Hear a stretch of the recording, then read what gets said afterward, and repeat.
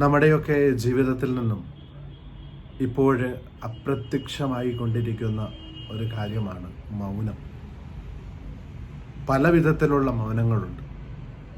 നമുക്ക് സ്വയം നമ്മിലേക്ക് ഇറങ്ങി ചിന്തിക്കുവാനായിട്ട് നമ്മെ പ്രേരിപ്പിക്കുന്ന മൗനമുണ്ട്.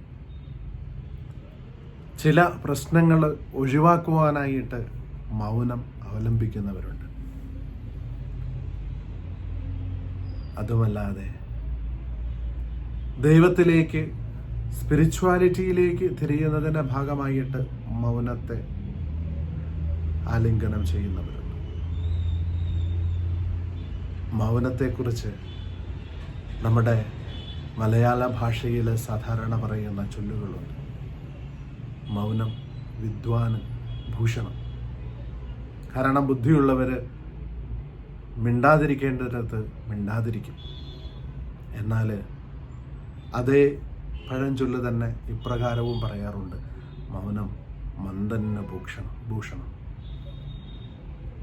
അതായത് ചില സമയത്ത് മിണ്ടാതിരിക്കുന്നത് മണ്ടന്മാരാകുന്നതിന് തുല്യമാണ്. ചിലയിടങ്ങളിൽ നമ്മൾ മണ്ടന്മാരാവേണ്ടതായിട്ട് വരും, നമ്മുടെ ദേഹരക്ഷയ്ക്കും നമ്മുടെ മാനരക്ഷയ്ക്കും.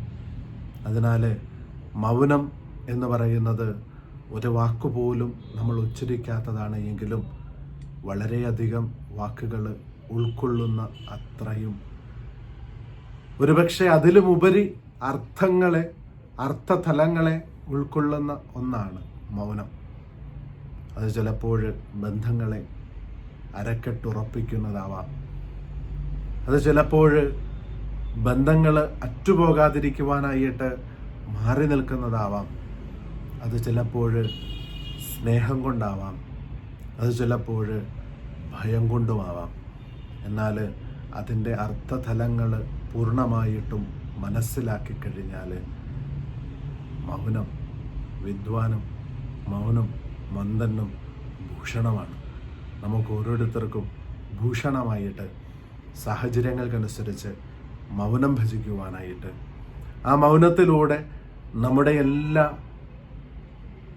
വാക്കുകളും മറ്റുള്ളവരിലേക്ക് എത്തിക്കുവാനായിട്ട് നമുക്ക് സാധിച്ചാൽ ഏറ്റവും വലിയ സന്ദേശമായിരിക്കും അത്.